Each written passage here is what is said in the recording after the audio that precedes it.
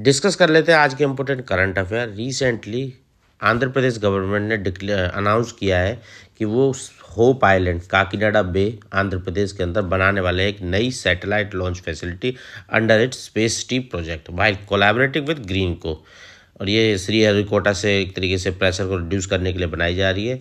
यहाँ से small satellite launch किए जाएंगे, कोलैबोरेट किया जाएगा ग्रीन को से, और साथ साथ में प्राइवेट सेक्टर के पार्टिसिपेशन को बढ़ाने के लिए ये होप आइलैंड के अंदर नई सैटेलाइट लॉन्च फैसिलिटी को एक तरीके से लाया जाने वाला है। नेक्स्ट, एशियन मैन्युफैक्चरिंग इंडेक्स जिसको रिलीज किया जाता है डेजन सीरा एंड एसोसिएट्स के द्वारा, उसमें टॉप पर हैं चाइना और इंडिया की उस पर ये 6th।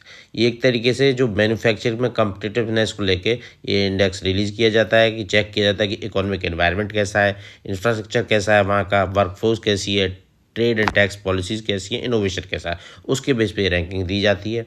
नेक्स्ट न्यूज, सागर मैत्री इनिशिएटिव, ये इंडिया का एक फ्लैगशिप मैरीटाइम साइंटिफिक मिशन है। मतलब यहाँ पे साइंटिफिक स्टडीज़ कंडक्ट करी जाएंगी। 5th एडिशन इस बार मतलब लॉन्च किया गया है और यहाँ पे इंडियन नेवी कोलैबोरेट करती है डीआरडीओ के साथ, ठीक है।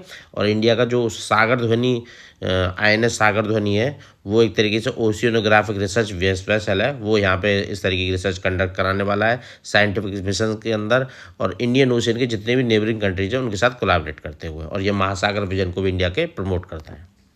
मेयन वोल्केनो रिसेंटली इरप्ट हुआ है, फिलीपींस के लुजोन के अंदर पड़ता है और पैसिफिक रिंग ऑफ फायर पे है, और स्ट्रेटो वोल्केनो है, ठीक है। एग्जाम में पूछ लेते हैं कई बार किस तरीके का वोल्केनो, स्ट्रेटो वोल्केनो है। सुनीता विलियम रिसेंटली रिटायर हुई है नासा से, इंडियन ओरिजिन की एस्ट्रोनॉट थी। इनके बारे में 3 महत्वपूर्ण पॉइंट हैं जो नोट डाउन करने हैं। एक तो इन्होंने ISS में 3 मिशन किए, 608 दिन तक इन्होंने स्पेस में रही, और 9 स्पेस वॉक किए जिन्होंने 50+ आवर्स का रिकॉर्ड बनाया है। कुंभलगढ़ वाइल्ड लाइफ सेंचुरी को recently eco sensitive zone declare कर दिया है by ministry of environment, forest and climate change. और इसके बाद क्या होगा, 0 से 1 किलोमीटर की रेंज में किसी भी तरीके की एक्टिविटी जिससे कि डैमेज हो एनवायरनमेंट को, वो सब अब नहीं हो पाएगा। जैसे माइनिंग हो गया, इंडस्ट्रीज लगाना हो गया, लार्ज रिसोर्स लगाना हो गया, और कंस्ट्रक्शन करना, ये सब अब पॉसिबल नहीं हो पाएगा। And the last news, India की पहली सिग्नल फ्री सिटी बनी है कोटा। मतलब यहाँ पे अभी आपको कोई रेड, ग्रीन, येलो कोई सिग्नल नहीं देखने को मिलेगा। या तो आपको अंडरपास मिल जाएगा क्रॉसिंग के लिए, फ्लाईओवर मिल जाएगा, या राउंड अबाउट्स मिल जाएंगे, ठीक है। किसी भी तरीके का सिग्नल नहीं रहेगा, किसी तरीके की पुलिसकर्मी नहीं खड़ा होगा वहाँ पे। मतलब यू आर मूविंग, जब कोटा में आप जा रहे हो ना, तो आप समझ लेना आप एक स्मार्ट सिटी में जा रहे हो।